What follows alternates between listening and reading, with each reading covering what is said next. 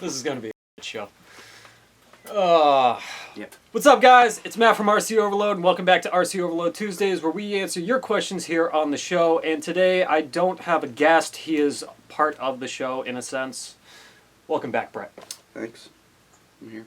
You don't have to be so serious all the time. I'm not. You know me. I'm not serious. No, you're not serious at all. We're playing with toy cars here. Yeah, that's true. All right, so let's get into it with our very first question.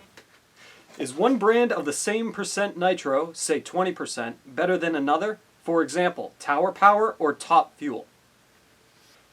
It really depends on a lot of factors when it comes to that. It depends on your location. Some percentage fuels are better used in different, elevations. Also, temperature plays a role in that as well. The motor you have also plays a role. I would say probably the best thing to do would be to go down to your local hobby store or go down to a local track if you have one and see what everybody's running for the kind of car you have, or to get a feel of what their opinion is for where you live.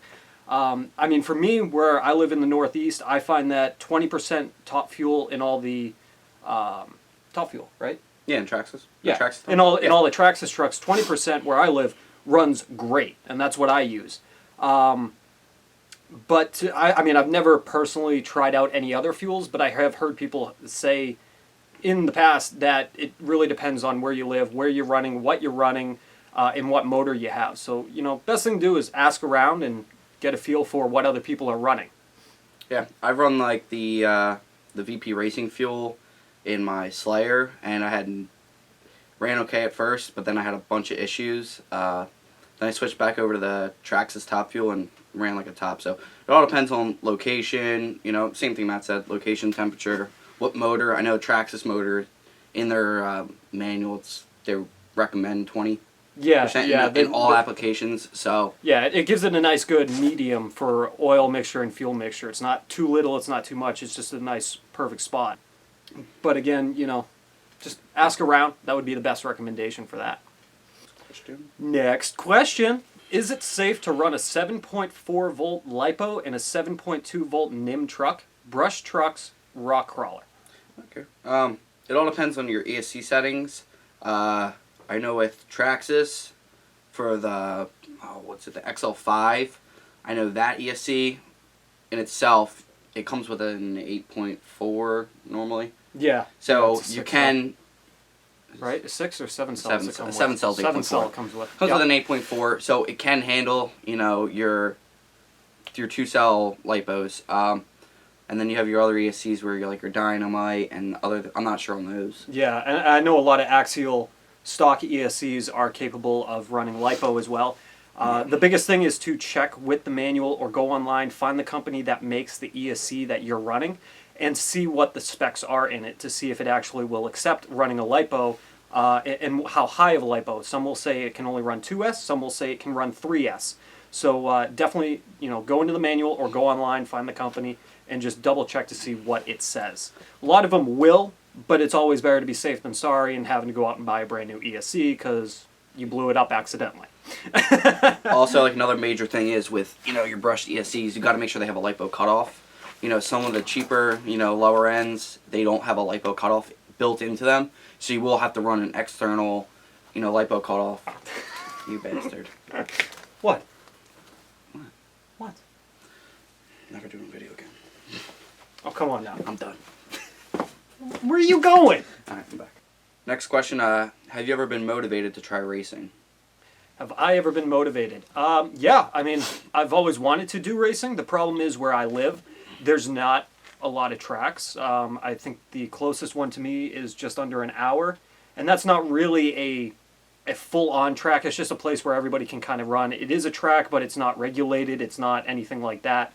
I'd say the closest one to me that is regulated is over an hour, about an hour and a half, maybe a little more away, past Boston. Yep, past Boston. So, in order for me to get out racing, I would have to do a lot of traveling. And I just don't want to do that at the moment. But if I did live closer to a track, absolutely I'd love to get into racing and learn that side of the hobby a little bit more.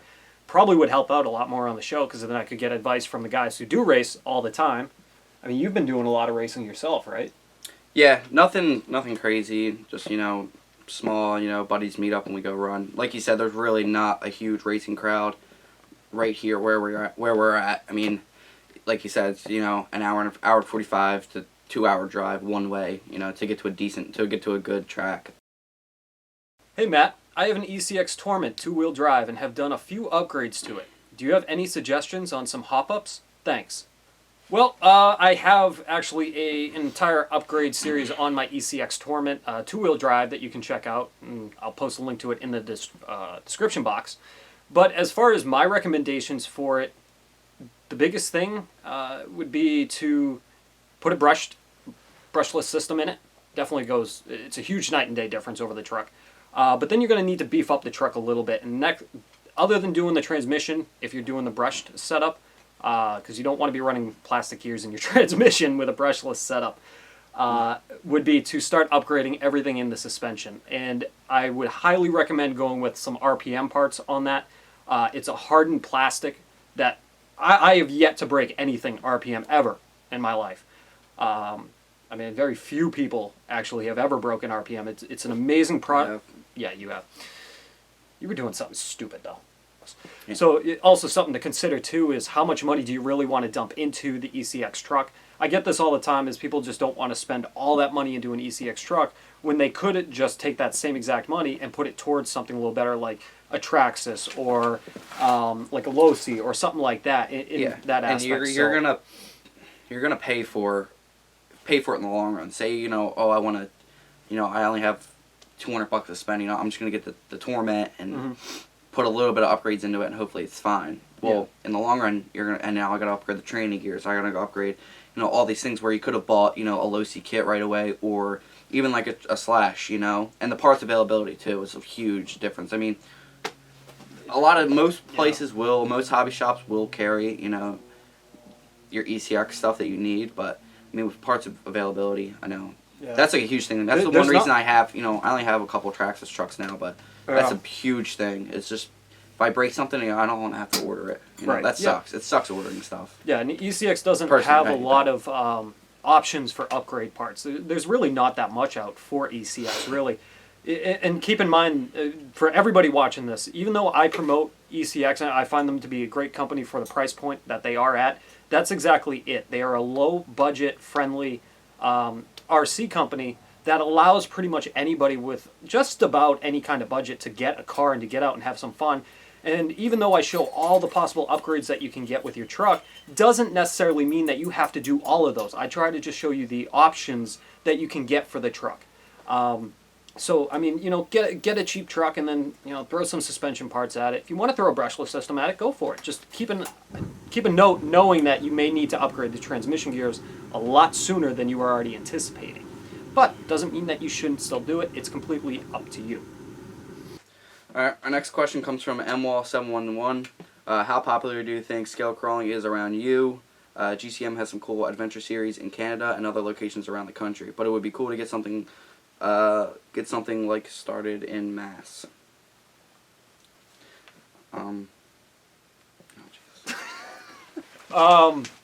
How popular is scale crawling? It is popular, but it's not massive around here.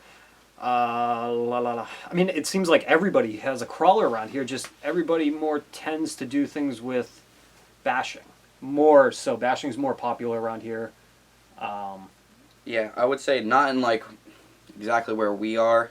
Yeah. Crawling is huge. I mean, there's not really a crazy amount of RC right where we're at. I mean, in general, if you think about it, actually, after all the questions that we've talked about today, there's really not a lot that goes on around here. Not in general, there's not a lot of anything. Yeah, not exactly where we are. Yeah. I mean, where we are, we're kind of we're the forgotten people. You look at the map of the United States, you can't even see us. Not me. I don't even know where. No. I like crawling, but it's not as fun to me as being on the track or bashing. Yeah. But I like it in doses. I have an SCX-10, so yeah, I like it. I mean, I go through waves myself where one week I just want to do nothing but crawling. The other week I just want to take a truck out and just beat the heck out of it.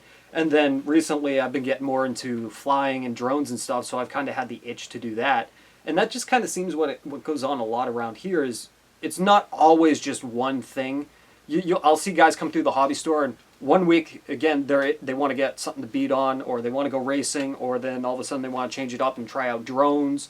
It's never really one thing, and I guess that's why I kind of do my channel the way I do, because I don't want to tie myself down to one thing. Because for me, that would actually get boring over a period of time. I want to keep it fresh, keep it new, try new things, see new things. So that's why kind of like last year we got into boating a little bit. So, and hopefully this year we'll get more into the drones, FPV stuff, because I'm like stoked to do that. I would say if somebody that has a lot of enthusiasm around here can really start to push and get things going, I would love to, start something. The problem is with running the show, working the 2 other jobs that I got, and everything else in between in life, it's hard for me to put time out to constantly make a schedule for when people should get together, for us to everybody to hang out. But if somebody else was local near us, we would probably end up going out a lot more. It's just yeah, it's making a lot. the time for Like it. he said, he works the 2 jobs and does RC overload, and where I'm the Coast Guard, so and I work a rotating schedule. 2 days on, 2 days off with sliding weekends, and when I come home, my girlfriend's staying up here with me, and I've already hadn't seen her for 2 days. It's hard to it's really hard to get out and do so. Same with him though. He goes to the job, 2 jobs, and then in the very little time that I have for my own self, I'm actually doing this for you. So yeah, and then on top of that, trying to spend time with family and Right. go out and run the RCs. There's a lot. All right, well, that pretty much does it for today, for today's questions. I think it went horribly wrong, and I apologize deeply. It will never happen again. Not with you. Oh well. Only joking. So, anyways, it's come time for the video suggestion of the week, which goes to... His name is RC Everyday on YouTube. His video series, he does a lot of custom builds, all his own fab. He does amazing work.